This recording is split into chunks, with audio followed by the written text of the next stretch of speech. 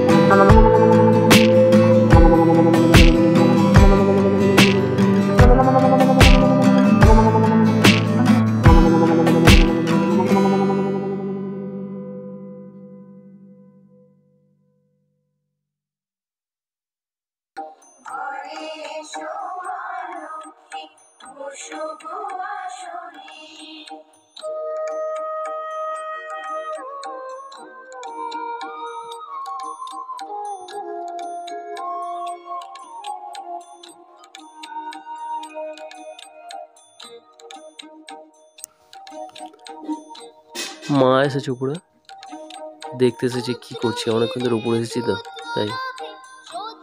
চলো ভিডিওটা দেখতে থাকো বন্ধুরা। ভিডিওটা শ্যুট করতে করতে অনেক বড় হয়ে গেছে, যদিও তাও স্কিপ না করে, না টেনে পুরো ভিডিওটা দেখবে বন্ধুরা।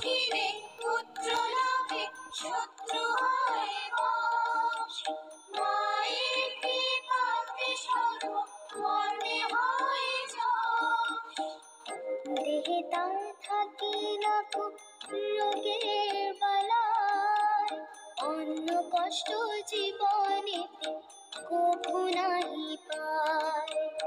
লক্ষ্মী বাড়ি লক্ষ্মী পূজা করে যে জনে। ফাইনালি উপরে সব কমপ্লিট হয়ে গেছে। সুইচ কারেন্টটা ছিল না, তাই টেস্ট করতে পারলাম না।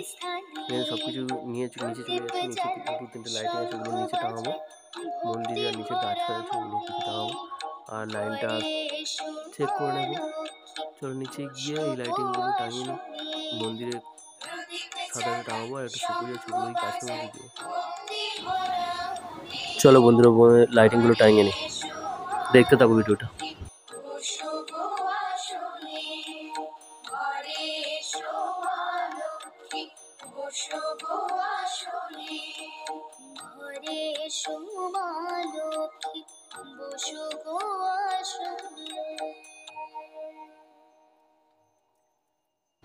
ফাইনালি লাইটিং টাঙানো কমপ্লিট হয়ে গেছে। তো দেখো বন্ধুরা লাইটিংটা কেমনভাবে সাজিয়েছে।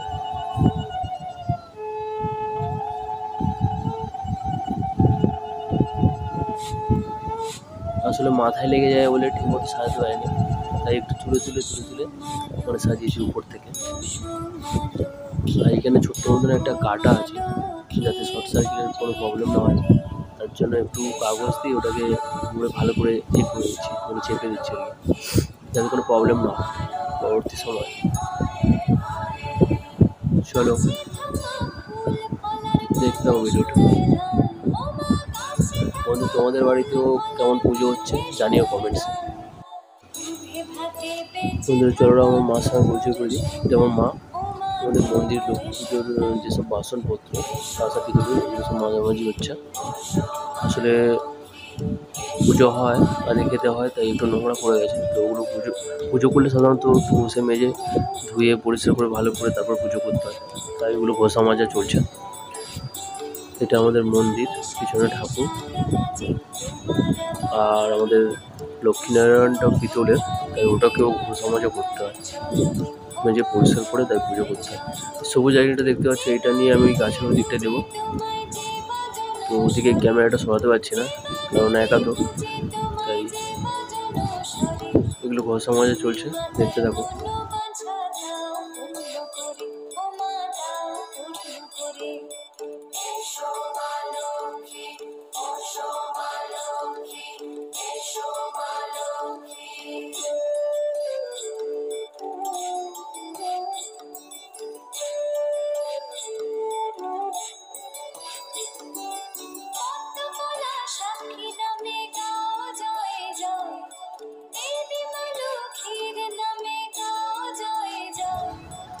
বন্ধুরা ফাইনালি সব লাইটিং টাঙানো হয়ে গেছে, পুরো কমপ্লিট।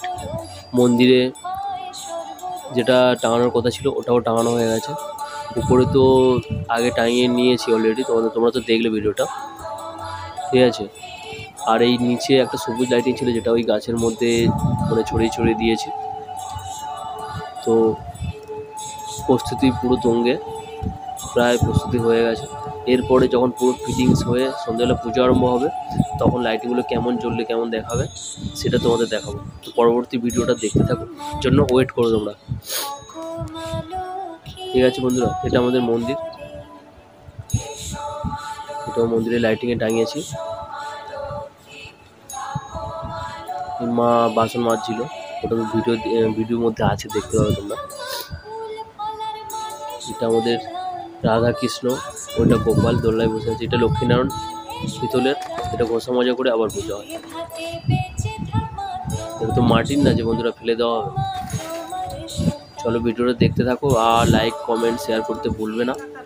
অবশ্যই সাবস্ক্রাইব করে দিও আর শেয়ার করো, আর চ্যানেলটার পাশে থাকো।